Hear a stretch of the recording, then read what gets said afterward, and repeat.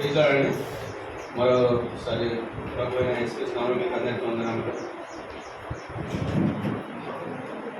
మరి మనము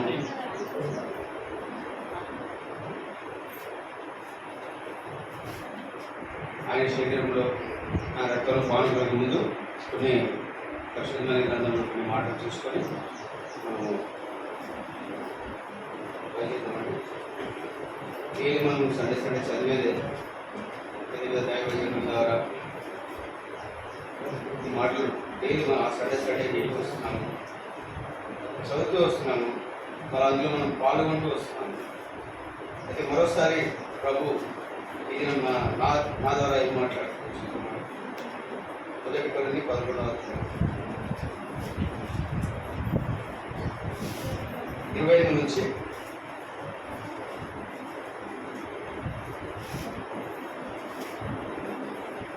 32 వరకు మార్చి చదువుతున్నాను.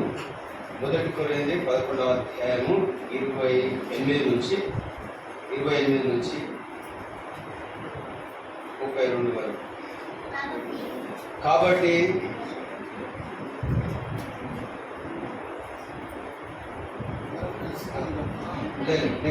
మార్చి కాబట్టి ప్రతి మనుషుడు తను తాను పరీక్షించుకొని అలాగూ చేసి రొట్టెలను తిని అపాత్రలు తాగవలెను. 29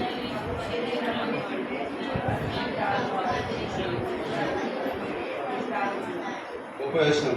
అందువలనే మీలో అనేకులు బలహీన రోగులై ఉన్నారు, చాలా మంది నిద్రించుచున్నారు.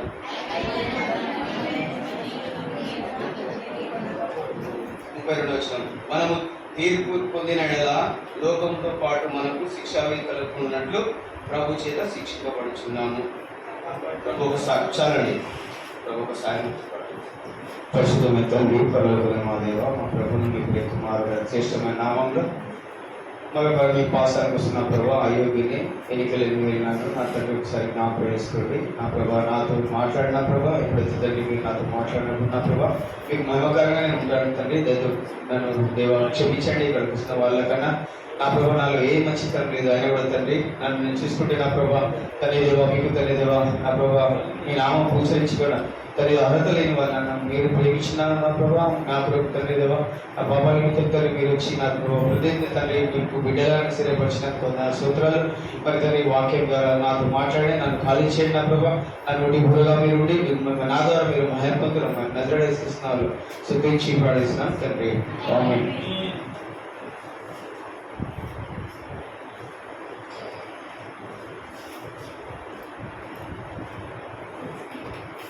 28 కాబట్టి ప్రతి మనుషుడు తను తాను పరీక్షించుకునే వాళ్ళను అలాగూ చేసి ఆరోగ్యాలను తాగాలి.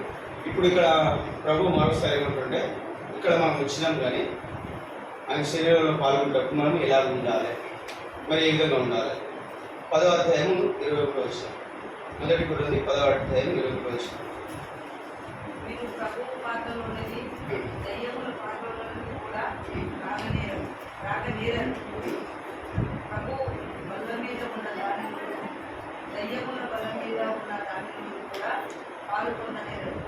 ప్రభు ఇక్కడ చెప్తున్నాడు, మీరు ఎలాగో ఉండి ఆయన ప్రభు బలలో పాల్గొంటున్నారు, మరి ఏ విధంగా ఉంటున్నారో ప్రభు శ్రేష్టంగా మాట్లాడుతున్నారు.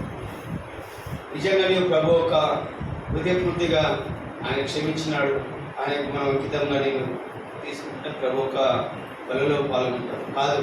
నీ ఇష్టానుసారంగా నీ తలంపులు మరి ఇక్కడ ఎవరి మాట వినకుండా, ముఖ్యంగా వాక్యం వినకుండా, దైవసేవకుడు చెప్పే మాటలు వినకుండా, మరి సంఘ పెద్దలు వినే మాటలు చెప్పకుండా ఎక్కడైనా మనం తప్పిపోతే అది మనము దయ్యము వలలో పాల్గొంటున్నట్లే. బహుశా నేను కూడా నా జీవితంలో అలాగే చేశాను. దేవుడు నన్ను దర్శించినా కూడా కొన్ని రోజులు నేను దేవుడికి చాలా దూరంగా ఉన్నట్టే తెలుసుకొని కూడా తెలుసుకోకుండా దూరంగా ఉన్నాను. ఆ 2 మాటల్లో కొన్ని పంచుకుంటాను. నా పేరు మరోసారి చెప్తున్నా, రంగయ్య గౌడు. మేము 7 గొలం అంటే 7 గొలం గౌన్లు చెట్టు కళ్ళు ఇట్లా అమ్ముతారు కదా, ఆకులు మాది. అయితే నేను షార్ట్లో వెళ్తా ఛానల్ నేను ఎలాగ రక్షించబడ్డాను ముఖ్యంగా. మరి నేను ఎందు విషయం నేను ప్రభువుని ఒప్పుకోలేను అది కూడా చెప్తాను. నాకు కులం పిచ్చి అప్పటి నుంచి లేదు. నేను హైదరాబాద్లో పుట్టాను, హైదరాబాద్లో పెరిగాను. నాకు కులం పిచ్చి అనేది లేదు. నేను అందరితో కలిసి అప్పటి నుంచి స్కూల్లో కానీ నా ఫ్రెండ్స్తో కానీ చిన్న కులం పెద్ద కులం నాకు లేదు. ఎంత చిన్న కులం వాళ్ళని మా ఇంట్లో తీసుకొని కూర్చోబెట్టి ఒకటే గిన్నెలో అన్నం తినడం వాళ్ళు మేము.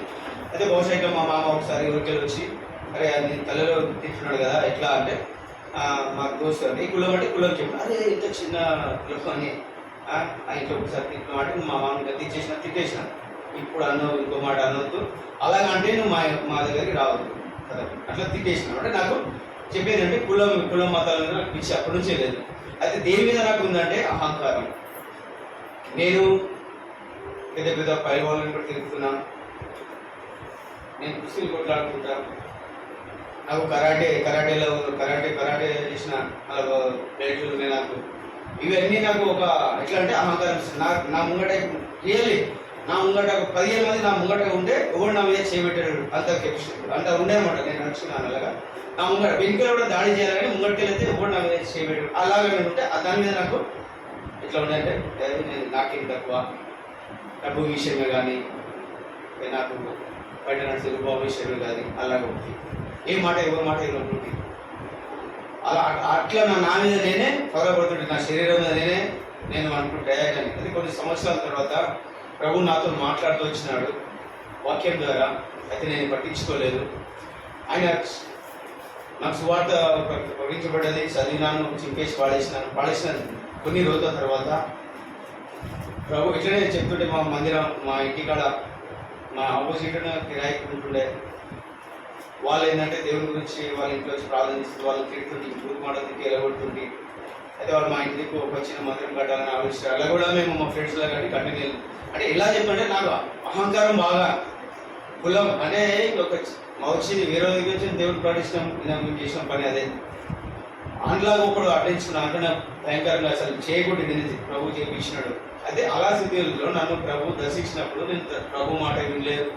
అది కొన్ని మాటలు దేవుని తెలియ కూడా కొన్ని రోజులు తిరిగిన ఐబ్రోన్కి 3 సంవత్సరాలు పోయిన ఐబ్రోన్కి. నాకు వాగ్దానం తెలియదు, నా బైబుల్ చదవాలి అనేది రాదు. ఎట్లా రాదు అంటే నేను చిన్న ఉన్నప్పుడు 8 సంవత్సరాలు చదివి చేసినాను. మళ్ళీ 35 సంవత్సరాలు నాకు 35 సంవత్సరాలు వచ్చిందాక నేను బైబుల్ ఇప్పుడు పేపరే కానీ ఏదే విషయం చదవలేదు, లెటర్ విషయం దేని విషయం చదవలేదు. అప్పటి నుంచి మనం పట్టించుకోలేదు చదువు మీద. మరి ఎప్పుడైతే దేవుడు నన్ను కాపాడాడో అప్పుడు నేను బైబుల్ చదువుకుంటూ మెల్లమెల్లగా ఇట్లా మాట్లాడుతూ వచ్చింది ప్రభు. అయితే చెప్పేది ఏంటంటే నేను హెబ్రోన్కి 3 సంవత్సరాలు వెళ్ళాను. అక్కడ వాక్యం వింటున్నా, దైవజనులు మాట్లాడుతున్నా కానీ పట్టించుకుంటలే, వినపడతలేను. ఏమైనా సోదరా మనము వాక్యానికే కానీ దైవ సేవకులే కానీ మాట వినకుండా సంఘ పెద్దలే కానీ మాట వినకుంటే ఇది చెప్పేది ఎందుకంటే నా విషయం చెప్పుకుంటే నాకు దేవుడు ఆ తలంపించిన నా సాక్ష్యంలో నేను ఇలా ఉన్నప్పుడు దేవుడు నాకు శిక్షించాడు, దెబ్బ కొట్టిండు. అలా మీకు అవద్దనే కోరుచున్నాను. అయితే ప్రభు మాటలు వీటి కూడా నేను చాలా పెడిచెరువు పెడుతున్నాను. దేవుడు దర్శించినాడు అది చెప్తున్నాను. ఇలా ఉండదు చెప్పిన కూడా పట్టించుకోలేను. నేను ఇట్లా ఉన్నాను పట్టించుకోలేదు. నా ఇష్టానుసారంగా బతికినాను కానీ దేవుడికి ఇష్టం లేదు. అది దేవుడు అసలు నా జీవితంలో ఒక స్టాండింగ్లో యాక్సిడెంట్ అయింది. యాక్సిడెంట్ అంటే చిన్నగా ఇతడు ఇష్టం ఉంది. అయితే నేను అందరి మీద బాడీలో బాగా అందరూ అంటే హిందీ యాక్టర్ అయినా సునీల్ శెట్టి. సో मेरे दोस्त सुनील शेट्टी అని बुला रहे थे. అందరు నా దోస్తులు ఒక పైగా సినిమాలో ఉన్న సునీల్ శెట్టి అని సేమ్ అదే పొజిషన్ అదే హైట్ అట్లా మా ఫ్రెండ్స్ మొత్తం అట్లనే ఉంటుంటామన్నమాట. ऐसे बुला रहे थे मैं. तो मेरा जीवन में साक्षी बता रहा हूँ.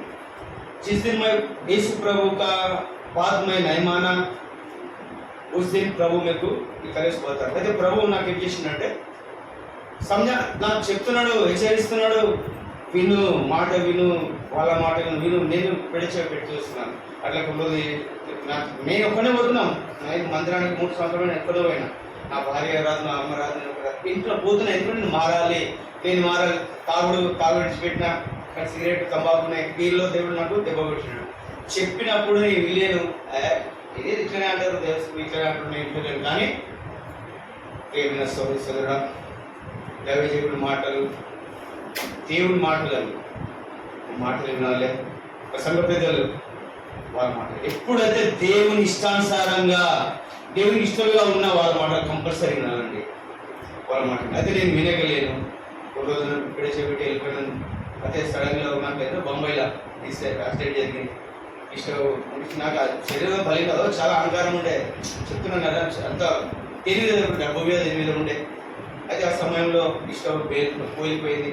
ఇక్కడ ఇష్టం ఉండే గోధి అది లీకేజ్ ఉండే, అది పేలిపోయింది. ఇక్కడికి వెళ్ళి ఇక్కడ మొత్తం కాలిపోయిందండి, ఈ శరీరం మొత్తం. ఇక్కడికి వెళ్ళి ఇక్కడికి వెళ్ళి 63 దగ్గర కానీ ఎవరన్నారు బతకడు, ఇక బతకడు, చనిపోతాడు. డాక్టర్లు అయితే అసలు గ్యారంటీ లేదు. అట్లా ఆడికి వెళ్ళిన ప్రేమ, అంటే ప్రేమ, ఇంట్లో వాళ్ళ ప్రేమ అలా పోలబెట్టి, నా ఫ్రెండ్స్ ప్రేమ అలా పోయింది. ఎందుకు పోయింది? నా అహంకారం. దేవుడు చెప్పినప్పుడు నేను వినలేదు, దేవుడు చెప్పినప్పుడు సరిగా చేసుకోలేదు, అలా అందుకు అది పోయింది యాక్సిడెంట్. ఎందుకు దేవుడు చంపలే ఇదంతా కాలిపోయింది, చెవు అంటే మొత్తం కాలిపోయింది. అంటే మన దేవుడు ఎవరి మీద కనికరం ఇచ్చిండేమో, బహుశా సర్జరీ ఉంటుంది, ప్లాస్టిక్ సర్జరీ, ముఖం మీద చెవులు ఇవన్నీ కాళ్ళందుకు నేను పెడతాను. ఇంకా ఇప్పుడు చాలా బాగా అనిపిస్తున్నాను. ఎడ్యుకేషన్ అయితే అసలు నా దగ్గర ఎవరు మాట్లాడడానికి ఇష్టపడకుండే, ఎవరెందుకు నా భార్య నాతో మాట్లాడడానికి ఇష్టపడకుండే. అలాంటి స్థితి నుండి అలాంటి స్థితి నుంచి దేవుడు నన్ను కాపాడాడు. హెచ్చరించినప్పుడు నేను వినలేదు, ఈ కారణం చేసిన నా భార్య నా పిల్లలు మీ ముందునే ఉన్నది. ఇది సాక్ష్యం. ఎందుకంటే నేను దైవజనుల మాట లేదు, బైబుల్ మాట చదువుకోండి కదా, సరే చదువు రాదు, ఇంట్లో చదువుకున్నాం దేవుడు మాట్లాడడం అట్లా కాదు. చదువు రాకుంటే దైవజనుడు సంఘ పెద్ద చెప్పినప్పుడు ఆ మాట చెప్పి వినాలి. విన్నప్పుడే మనకు క్షేమం. అయితే నేను అలాగే నేను చదివితే రాదు, యాక్చువల్లీ నేను చదివి చాలా కొన్ని అని చెప్పిన ఇట్లా చేయదన్నా, నేను మందిరం చూసినప్పుడు దేవుడు ప్రేమించి ఇట్లా ఉండాలని చెప్పి కూడా నేను వినలేదు. ఆ వినకపోవడమే నాకు శిక్ష. దేవుడు చంపడు దేవుడు. ఇవాళ పొద్దుగాల ఆయనకి ఎన్నిసార్లు స్వార్థ ప్రకటించలేము అనుకుంటా, ఇక్కడ ఊర్లో వచ్చి ఇవాళనే రావాలని కారణం ఏంటి? అలాగనే చెప్పినప్పుడు వినము, అలాగే నాకు చెప్పినప్పుడు వీళ్ళే ఇలా అయింది. ప్రేమ అందరం కోల్పోయినాను. అమ్మ ఒకటే ప్రేమిస్తుంది, పిల్లలు మా పిల్లలు వాటి దగ్గర రాని పేరు మధ్య షాయి సీన్ వాళ్ళ నుంచి పేరు మార్చేసారు. మాకు అలవాటు అయిపోయింది ఆ పేరు వచ్చేది, అలాగే పిలుస్తాం. అయితే ప్రభు నన్ను ఎప్పుడు మనం సజెషన్ అంటే, నేను ఒప్పుకున్న దేవాన్ని క్షమించు, చనిపోయిన వాడిని ఈ దినం బతికున్నానంటే నేను ఒప్పుకున్న నా దేవాన్ని తగ్గించుకుంటాను. నా ప్రేమ దాని తర్వాత నా భార్య క్రమంగా మందిరకు వచ్చేది. నేను తిరిగి ఆయన ఒప్పుకున్నాను. ఆయన తల్లితో నడిచి ఆయన వాక్యం ఎట్లయితే మాట్లాడుతుందో ఆ ప్రేమ నడుస్తూ వచ్చి, ఎందుకంటే దైవజనుడు చెప్పింది ఈ మాటలు వినాలి, లేకపోతే ఈ సాక్ష్యం అండి ఇలాగ అవుతారు. అంటే ఇలాగంటే ఇదే ఒకటే సంబంధం, ఏదో ఒకటి చేస్తాడు ప్రభు. ఎప్పటి గురించి గుర్తించుకోండి, ప్రభు ఒక మాటలకు మనము లోబడాలి, ఆయన భయపడాలి. సరే, అయితే ఇప్పుడు అది కాక ప్రభు నేను వేడుకున్నాను, ప్రభు నాకు ఆ ప్రేమ కావాలి, ఫ్రెండ్షిప్ ప్రేమ కావాలి. ఫ్రెండ్షిప్ కూడా నా ఇంటికి వచ్చేటట్టు చేసాడు. ముఖ్యంగా నా భార్య, నా పిల్లలు, నా తల్లి నన్ను ప్రేమించేలా చేసిన దేవుడు. లేకుంటే అలాంటి సిచ్యువేషన్లో ఎవరు అసలు ప్రేమించారు? అసలు నేను కూడా ఎవరైనా కాలిన మనసు పక్కకుంటే ఇంత దూరం వెళ్ళిపోతారు, ఎప్పటికీ వెళ్ళిపోతాను. అట్లా ఉండే నాది. ఇట్లా ఎవరైనా పిలిస్తే ఇట్లా మళ్ళీ మొత్తం తిరుగుతుంది, ఇట్లా మొత్తం ఇట్లా తిరగకుండా ఇవన్నీ ఇట్లా అయిపోయిండే, రాయించండి, చెయ్యి ఇట్లా అయిపోయిండే. అసలు అద్భుతం చెప్తారంటే నా ఇవన్నీ కలిసి అలాంటి విషయం దేవుడు వెళ్ళి నన్ను, నేను అప్పటి నుంచి 9 సంవత్సరాలు దేవుడిని నమ్ముకొని బాప్తిజం తీసుకొని, అంత 3 సంవత్సరాలు పోయినా ఇట్లనే చేసిన అహంకారంతో తక్కువ ఇట్లా ఇదే మాట వినాక కూడమే మనం ఆరాధిస్తున్నాం కదా, ఆయన మాట వినేదే శ్రేష్టం. సరే, అయితే నన్ను ప్రభు ఈ విధంగా మీ ముందు నిలబెట్టుండి మనము ప్రభు యొక్క మాటలకు లోబడుతూ దైవజీవుడు. ఎందుకు వాళ్ళకేం లేదా, వాళ్ళు అన్నిటిసి పెట్టి ఇక్కడ వచ్చి, అంటే నేను ఈ ఒక్క సేవకుడు వచ్చి అంటలేను, నేను కూడా నేను సేవకుడు అంటే వాళ్ళకి అన్ని ఇట్లా సంపాదనకి కడుపు నింపుకోనికే ఇట్లాంటి భవిష్యత్తు నేను అనుకుంటున్నాను. ప్రభు అదే నాకు శిక్ష ఇచ్చింది.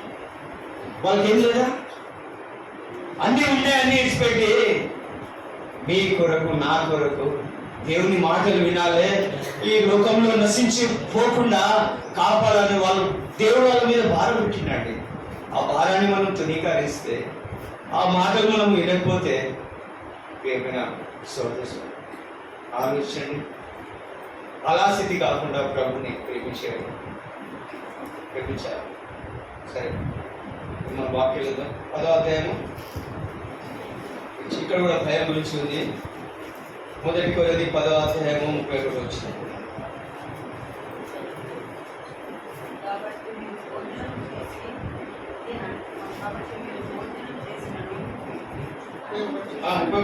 కాబట్టి మీరు భోజనం చేసినాను, పానీయం చేసినాను, మీరేమి చేసినాను సమస్తము దేవుని మహిమ కొరకు చేయాలండి. దేవుడు నిన్ను నన్ను ఏర్పరచుకున్న గదే మహిమ అంటే. దేవుడు మాట్లాడుతున్న చాలు అనే కాదు, దేవుని వాక్కుని, దేవుని బిడ్డలని, దేవుని సమస్తమును ప్రేమిస్తూ రావాలండి. ఇదే సమస్తము ఆయన ద్వారా మహిమ పొందాలి. ప్రియమైన సోదరుడు, అందుకనే 21వ వచనంలో ఏమంటున్నాడు పైన, మీరు ప్రభు పాత్రలో నుండి దయ్యం పాత్రలో నుండి తాగునేరు. ఎలా ఉంటాం? ఎప్పుడైతే మనం దేవునికి వాక్యానికి లోబడకుండా, దేవుడి దైవ సేవకుల మాటలు వినకుండా మనం బలలో పాల్గొన్న, దయ్యం బలలో పాల్గొన్నట్లే. అప్పుడు మనకేం కాదండి. 11వ అధ్యాయము 29వ వచనం చదవండి ఒకసారి. ఎందుకు ఇలా ఉన్నాం మనం?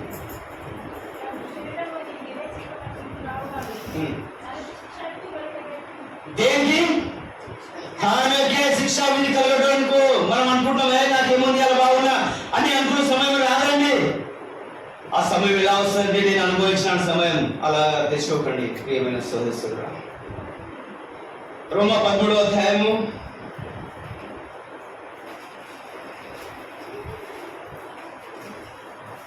2వ వచనం చదవండి. రోమా 13వ అధ్యాయం 2వ వచనం. ఈ అధికారము దైవ సేవకులకు ఇవ్వబడ్డది. నశించిపోయే ఆత్మల భారము వాళ్ళకి ఇవ్వబడ్డది.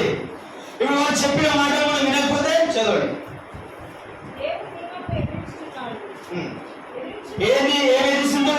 ఎప్పుడైతే దైవజనుల మాటలు వినకుంటే, లేకపోతే ఆయన ద్వారా విధానంగా నడుచుకునే వాళ్ళ మాటలు వినకపోతే దేవుని అధికారం ఎదుర్చున్నట్లు ప్రియమైన సోదరి సోదరుడా. మరి ఇది నువ్వు దేవుని చెప్పే మాటలు వింటున్నావా? చదవండి ఒకసారి. దేవుని ఏమి చేస్తున్నాడు? తమ మీదకి తామే శిక్షా విధి తెచ్చుకుంటాను, నేను తెచ్చుకున్నాను. అలాగనే ఎవరు కానీ అలా తెచ్చుకోవద్దని ప్రభు నామంలో నేను వేడుకుంటున్నాను, బతిమాడుకుంటున్నాను ప్రియమైన సోదరి సోదరుడా. అలా ఉంటేనే మనకి ఇది మొదటి కొరింథీ 11వ అధ్యాయం 30 వచనం విశేషంగా చెప్తున్నాడు. చదవండి 11:30. ఎందుకు? ప్రభు ఒక్క దైవ సేవకుని మాటలు వినకుండా, ప్రభు ఒక్క మాటలు గ్రహించకుండా మనం చేస్తున్నందుకేమి? ఇర్మియా 31వ అధ్యాయము 31వ అధ్యాయం 15వ వచనం.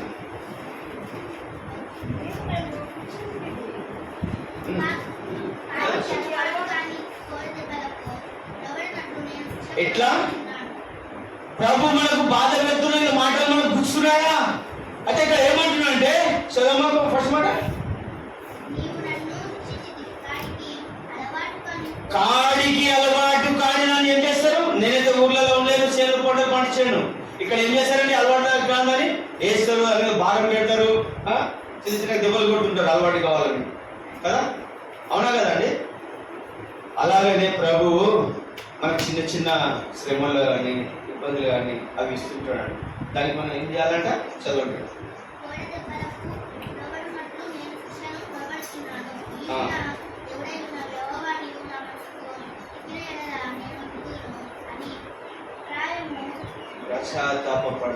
పశ్చాత్తాపడాలి. దేవా నాకు ఈ దెబ్బలు పెడుతున్నావు కదా, నేను లోబడతాను. దైవ సేవకుడు మాట్లాడుతున్నాను కదా, నేను లోబడతాను. వాళ్ళ వాక్యం ద్వారా మాట్లాడుతున్నా మీరు లోబడతారు, లేకుంటే శిక్ష మనకి వెళ్తుందండి. అలాంటి శిక్షకి మనం కృత కావద్దండి. బహుశా అంటూనేమో కాదు, మనము దేవుని మాటకే లోబడాలి. దేవుని మాటకి మరి సేవకుడు దేవుడిని పంపించిన దూతలండి. మాటలు వినకుండా నేను ఎంతో విసిగిపోయినా. 32వ వచనం చదవండి. 11వ అధ్యాయం 32వ వచనం. మొదటి కొరింథీ 11వ అధ్యాయం 32వ వచనం. ఈ మాటలు అలా ఉన్నాయి కాబట్టి ప్రభు నన్ను హెచ్చరిస్తూ వచ్చాడు.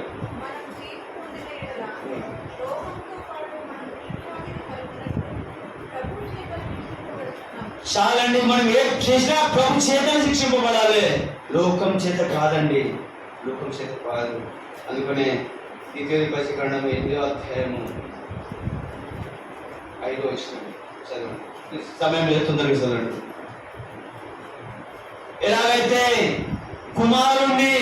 కుమార్తెను ప్రేమించినట్లు దైవజనులు మరి దేవుడు మాట్లాడే వాళ్ళు మనల్ని ప్రేమిస్తూ వచ్చి కొంచెం శిక్ష ఉంటుంది, కొంచెం బాధ కలిగిస్తుంది. చదవండి.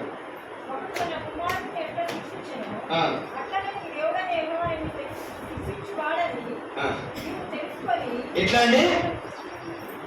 ఒక్కరు కుమారుండి ఆయనకి ఇష్టానుసారం ఉంటే ఏం చేస్తాము? నా పిల్లల్ని గద్దిస్తూనే ఉంటా. ఎందుకు? ఉంటేనేనా నా భార్య అంటే పెద్ద మీద ఏం కట్టేస్తావు? ఆ ప్రేమ ఉంది కాబట్టి గద్దిస్తా. అదే ప్రభువు కూడా వచ్చి డైరెక్ట్ మాత్రం గద్దిస్తాడా? కాదు. ఎట్లా గద్దిస్తాడు? దైవసేపుంటారా ఇక లేకపోతే సంఘ పెద్దల ద్వారా చెప్తుంటాడు మనం లోపడాలి. ప్రేమైన ఇది దేవుని మొక్క శ్రేష్టమైనది, ఇది నాకు ఏవో ఇలా సంతోష పెట్టాలని లేకపోతే ఇక మీకు సంతోష పెట్టాలని నేను చెప్తలేదండి. ఇది ఒక వారం కింద నేను రాసుకున్నాను. ప్రభు నాతో మాట్లాడు. దేవా మరి నేనైతే అర్హత లేదు ఇక్కడ నిలబడి చెప్పడానికి. కొన్ని మాటలు ప్రభు నాకు చూపిస్తూ ఆ మాటలు మీ తను పంచుకుంటాను. 8వ అధ్యాయం 6వ వచనం. ద్వితీయోపదేశకాండం 8వ అధ్యాయం 6వ వచనం.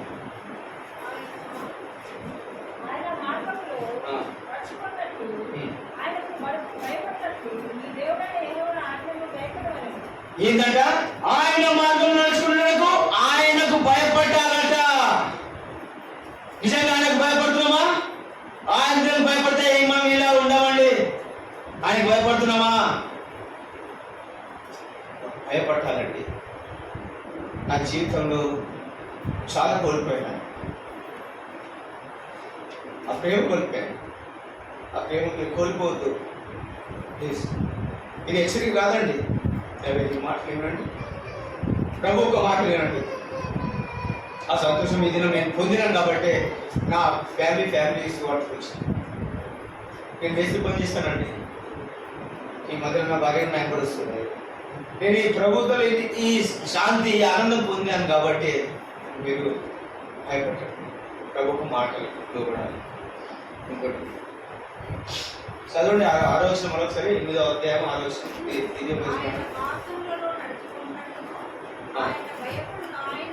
ఆయన మార్గంలో నడుచుకున్నట్లు ఆయనకు భయపడినట్లు. ఎవరికండి? ఆయన మార్గంలో ఆయనకు భయపడ్డు. మళ్ళీ ఏమంటాడు? దేవునికి భయపడ్డు. మార్గంలో ఇప్పుడు నేను చెప్తున్నానని ఆ మాటకు లోపడు. దైవం చెప్తున్నా ఆ మాటకు భయపడు. అప్పుడు దేవుడికి భయపడినట్లే భయపడతావు. 11వ అధ్యాయం 28వ వచనం. మొదటి కొరింథీ 11వ అధ్యాయం 28వ వచనం.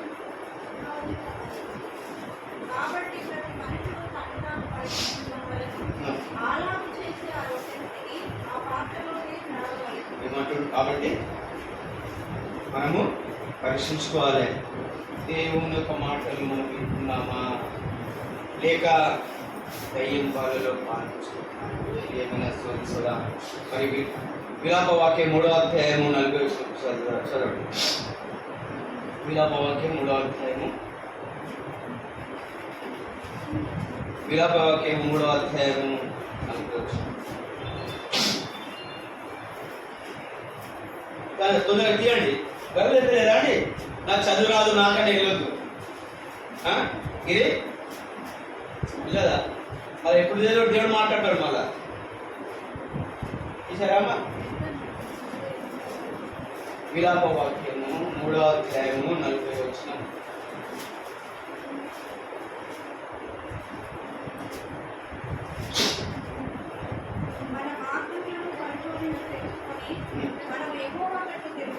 ఇప్పుడు ఏం చేస్తున్నామండి? మనం పరీక్షించుకోవడానికి వస్తున్నాము. ప్రభు యొక్క బలలో ఆయన యొక్క సేవలో పాల్గొంటున్నాము. మరి మనం పరిశోధించుకుంటున్నామా? ఇక్కడ విలాపవాక్యంలో ముందు రాయబడ్డది 3వ అధ్యాయం 40వ వచనంలో ఎలాగా ఉంటున్నాము? నిజంగా మనం పరిశీలించుకుంటున్నామా? ఇంకా చదవండి, కిందేముంది?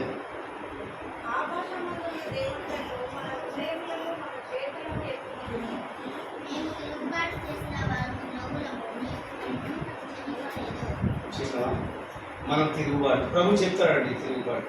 అలాగే ఇంకోటి చదవండి, హగ్గాయి హగ్గయి 1:5 తొందరగా. హగ్గయి 1:5, 5, 6, 7 ముందు వచ్చిన తొందరగా చదవాలి.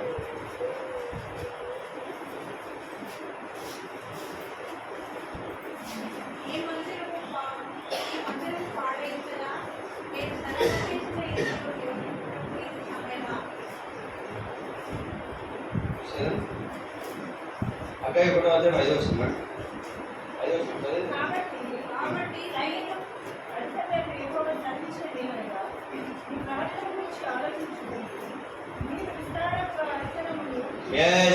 మీరు ఆలోచించుండి. మీరు ఏం చేసుకుంటున్నారో విస్తారంగా పంట పండాలని.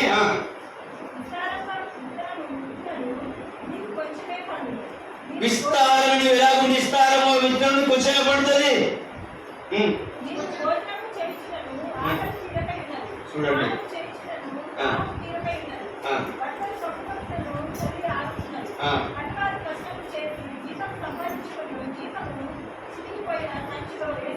చినిగిపోయిన సంచిలో మన జీవితం అంతా. నువ్వు ఆలోచన బహుశా ఇదేమో కాదండి. ఎప్పుడైతే నువ్వు దైవజనుని మాటలు విని ఆయన మాటలకు లోబడి ప్రభుని ప్రేమిస్తే ప్రభు నీకు అలాగా తీసేస్తారల్లా. లేకుంటే ఇప్పుడు ఏమైతుంది, నువ్వు ఎంత సంపాదన సంచులు వేసినావు అది చినిగిపోయిన సంచులు వేసినట్టే ఉంది. ప్రియమైన సోదర, మరి ప్రభు ఎంత దయాళుడు, మన కొరకు దైవజనులను పంపించాడు. వాళ్ళ మాటలు మనకు విని, అందుకనే కదా మనం ఈ విధంగా మనం ఉంటున్నాము. ఆయన శరీరంలో బలలో పాల్గొంటున్నాము. ఒకటి చదవము, 2 కొరింథీ 13 5 చదివి బలలో పాల్గొంటున్నాము. 2 కొరింథీ 13 2 కొరింథీయులకు 13. నాకు చదువు రాదు. ఎప్పుడైతే నేను బైబిల్ చదువుతున్నా స్టార్ట్ చేశానో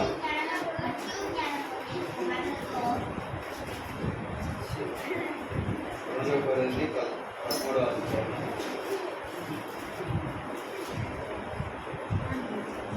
5.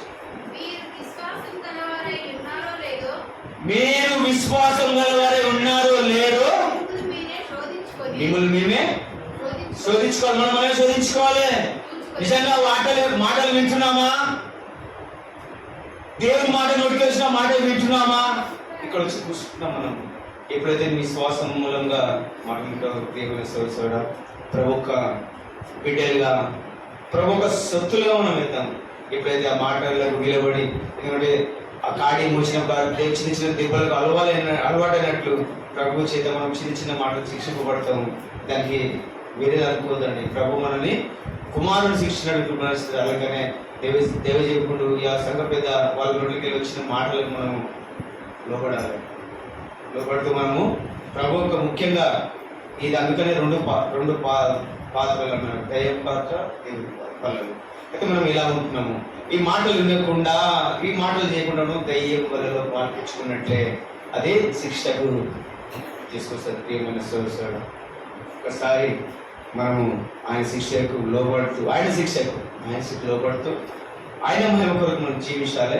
రండి, 1 కొరింథీ 11 మనం అందరం ఈ మాటలు చదువుకొని ప్రభు యొక్క శరీరంలో ఇప్పుడు మనం పరీక్షించుకొని ఆయన శరీరంలో పాల్గొన్నాం. 1 కొరింథీ 11 నుంచి 23 నుంచి 28 చదువుకున్నాం. అందరం కలిసి చదువుతున్నాం. 23 నుంచి 28, 11, 23, 28 అందరం కలిసి చదవాలి. నేను మీకు అప్పగించిన దాన్ని ప్రభువులో పొందింది. ప్రభు అయిన యేసు కారణం ఒకటి కూడా రాత్రి ఒకటి ఎత్తుకొని కృతజ్ఞత చెల్లించి దాన్ని విరిచి, ఇది మీ కొరకైన నా శరీరం జ్ఞాపకం చేసుకోవడానికి చెప్పండి. ఆ ప్రకారమే భోజనమైన పిట్ట ఆయన పాత్రను ఎత్తుకొని, పాత్ర కొత్త నిబంధన, మీరు దీనిలో త్రాగనప్పుడు ఎలా నన్ను జ్ఞాపకం చేసుకోవడానికి చేయండి. జ్ఞాపకం చేసుకుంటున్నామా? మనము జ్ఞాపకం చేసుకుంటున్నామండి. జ్ఞాపకం చేసుకుంటలేదు. అందుకనే సువార్తలు లేవు. ఇక్కడ మందిరం ఖాళీ. కింద చదవండి. మీరు ఎక్కడ తిరిగి పాత్ర దగ్గరకల్లా పరిశీలించుకోండి. ప్రియమైన సోదరులు, మనం పరీక్షించుకొని మరి ప్రభు ఒక మార్గంలో నడచాలని దేవుడి మాటలు దీవించి, ఇంకా ముఖ్యంగా నా కొరకు, నా కుటుంబం వరకు ప్రార్థన చేయండి.